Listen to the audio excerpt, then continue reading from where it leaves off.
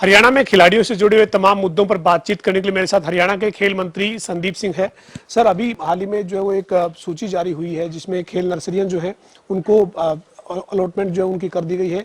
कितनी ये खेल नर्सरियां और किस तरीके से किया गया है इनको? ये फर्स्ट लिस्ट जारी हुई है, सेकंड लिस्ट होगी और फिर उसके बाद उसमें से काफ़ी छंटनी भी, छंटी कहते हैं या स्कूटनी कह सकते हैं, वो होगा क्योंकि इसमें बेसिक पॉइंट यही है कि टॉप जो अचीवर्स हैं उनको हम देंगे और साथ ही में जो रह भी जाएंगे या जो कम वाले हैं उनको हम सपोर्ट करेंगे जिससे कि नेक्स्ट उसमें वो आ सके। और हमारा बेसिक पॉइंट यही है कि जो अच्छा काम कर रहे हैं उसको हम सपोर्ट करें। 1000 खेल नर्सरियों की बात आपने की थी, मतलब जिसमें सरकारी और प्राइवेट दोनों की, तो ये अभी तक कितनी? ये सरकारी स्कूल, प्राइवेट स्कूल्स, प्राइवेट संस्थाएं जो होती हैं, राजीव गांधी खेल परिसर, ये सब मिलाकर हम 600 के आसपास से शुरुआत करेंगे। लेकिन अभी फर्स्ट लिस्ट जारी हुई है 448 की, तकरीबन 300-400 की और लिस्ट आएगी, फिर उनको शॉर्ट लिस्ट करके फिर एक जो 600 की लिस्ट बनेगी। सर, खेलो इंडिया का आयोजन होने जा रहा है, एक बार फिर से तैयारियों में आप जुटे हुए हैं। कब इसका आयोजन जो है वो इस बार होगा और क्या तैयारी है? देखिए, खेलो इंडिया जो है वो जून के फर्स्ट वीक में पूरी उम्मीद है हम करवाएंगे क्योंकि पहले कोविड, फिर उसके बाद सेकंड टाइम फिर कोविड, थर्ड टाइम एग्ज़ाम्स बच्चों के। तो अब जो है जून में हमने डेट अभी फाइनलाइज जो फर्स्ट वीक के आसपास हो जाएगी और माननीय मुख्यमंत्री जी के अगुवाई में हम इसकी जो लॉन्चिंग सेरेमनी है वो रखेंगे और पूरी उम्मीद है कि इसको हम भव्य रूप में मनाएंगे।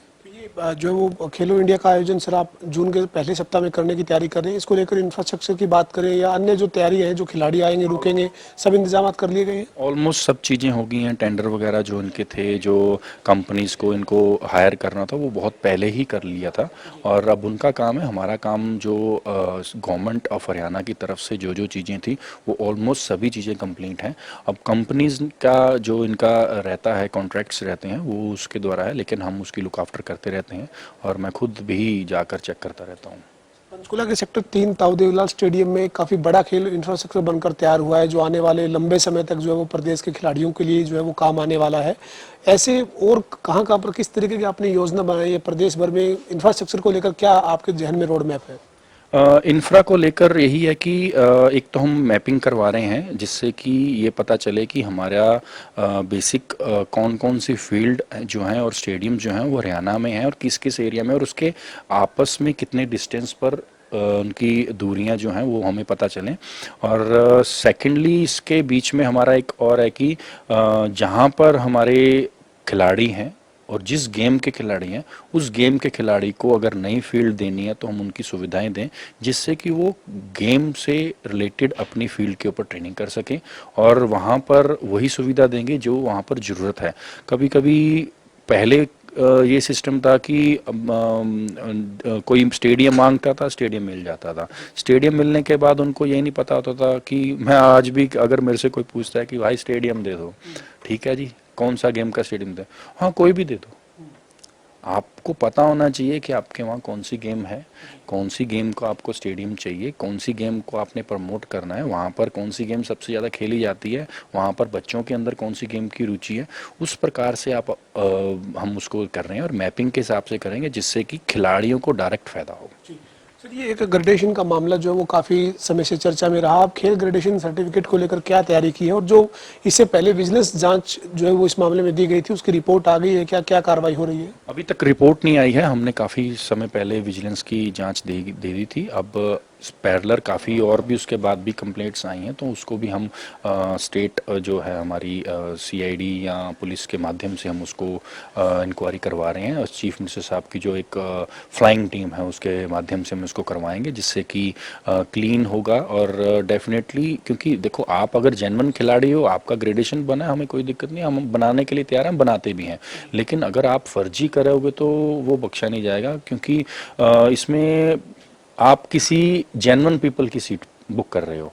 और दूसरी बात क्या है कि अगर कोई खिलाड़ी हम स्टेट के अंदर एक डिस्ट्रिक्ट वाइज हमने एक शुरुआत कर रहे हैं। अभी हमने एक भीम अवार्ड का भी ऐसा किया था कि जिसको हमने भीम अवार्ड देना था उसको हमने ओपनली ऑनलाइन डाल दिया था, जिससे कि अगर किसी को कोई ऑब्जेक्शन है तो वो डाल दे। ऑब्जेक्शन से पता चल जाता है कि कौन से खिलाड़ी जेन्युइन है कौन सा नहीं। उसमें एक केस हमारे सामने भी आया भीमावाड़ का, एक हॉकी प्लेयर थी, उसने कोई एक सर्टिफिकेट जो था वो गलत उसमें मेंशन हो गया था उसका कि ये एशिया कप जो खेली हुई थी वो गलत मेंशन कर दिया था, जिससे कि उसके पॉइंट्स ज़्यादा जुड़ गए थे।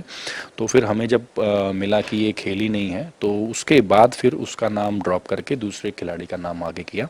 और क्योंकि इससे क्या है कि ब्लैक एंड वाइट में पारदर्शिता के साथ हमें पता चल जाएगा। हम डिस्ट्रिक्ट वाइज वो भी आजमाएंगे और अप्लाई करेंगे कि डिस्ट्रिक्ट में हम ऑनलाइन दे दें कि इन खिलाड़ियों को ये सर्टिफिकेट है। अगर किसी को ऑब्जेक्शन है तो वो हमारा चलता रहेगा। सेकेंडली, हमारा जो फेडरेशनों से जो लिस्ट बनेगी, जो मान लो नेशनल कराता है वो नेशनल के लिए हरियाणा को जो रिप्रेजेंट करेगा सर्टन गेम्स के लिए, जो भी गेम्स के लिए जाएगा, तो वो एक लिस्ट हरियाणा ओलंपिक एसोसिएशन और एक जो लिस्ट है वो स्टेट गवर्नमेंट के जो हमारा स्टेट स्पोर्ट्स डिपार्टमेंट है उनको भेजेगा।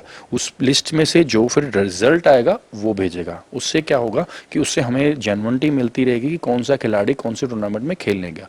ये प्रोसेस तो इन फ्यूचर के लिए हमने शुरू किया है, लेकिन पास्ट के लिए हमारा सारा जो है वो हम उसके ऊपर भी लगे हैं, क्योंकि बहुत पहले की जो एसोसिएशंस और उसमें जो खामियाजा थी उसको हम पूर्ण कर रहे हैं, जिससे कि किसी भी जेन्युइन खिलाड़ी का जो हक है वो ना मरे।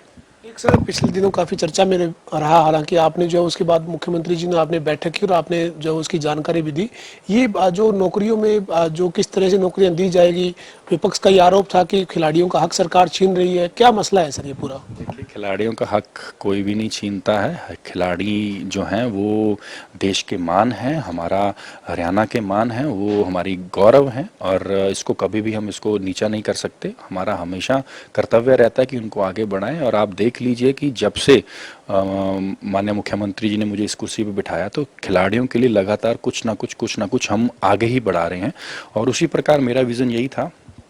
और जब हमारी बैठक पहली भी हुई, दूसरी बैठक भी हुई, उसमें यही था कि हम ग्रेडेशन जो है उसके साथ साथ पैरेलल, क्योंकि डी ग्रुप में और सी ग्रुप में जो ये एसोसिएशंस फर्जीवाड़ा करते हैं, इस चीज़ को रोकने के लिए हमने कहा था कि उस तरीके से। लेकिन फिर जब बात आई परसेंटेज की तो हमने डी को 10% जो दिया है, सी के लिए 3% जो एज इट इज़ था।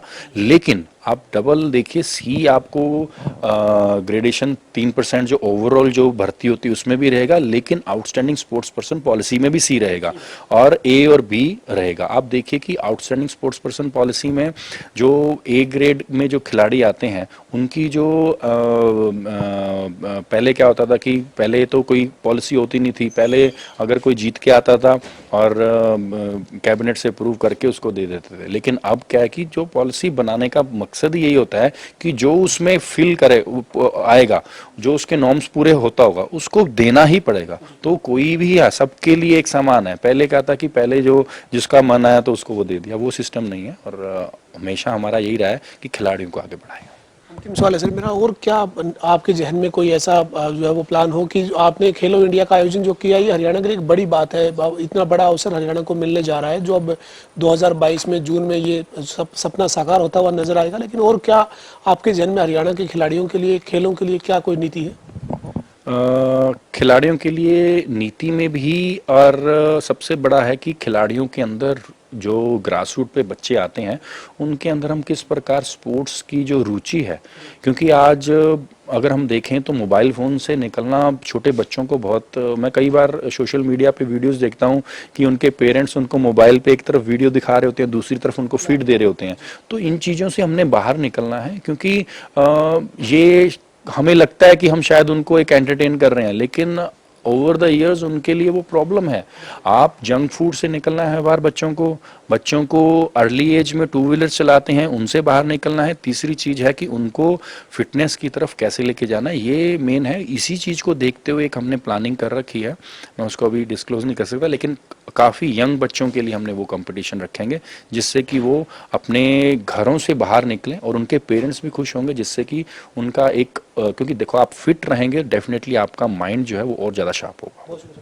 Thank you. हमारे साथ हरियाणा के खेल मंत्री संदीप सिंह थे, जिन्होंने तमाम जानकारी दी। खासतौर पर जो रोजगार को लेकर, खिलाड़ियों को लेकर जो पिछले दिनों चर्चा छिड़ी थी, उस पर ये साफ कर दिया है कि खिलाड़ियों को 3% जो ग्रुप सी की नौकरी है उसमें जो उनको मिलेगी नौकरी, लेकिन साथ ही साथ ओएसपी का जो है, आउटस्टैंडिंग स्पोर्ट्स पर्सन का जो कोटा है, वो उसको अलग अलग बेनिफिट जो उसका मिलेगा। और इसके अलावा खिलाड़ियों को लेकर तमाम तरह की नीति बनाई जा रही है। प्रदेश में खेल और खिलाड़ियों को लेकर सरकार लगातार काम कर रही है। वीडियो जर्नलिस्ट विजेंद्र सिंह के साथ पवन सिंह, जनता टीवी, चंडीगढ़।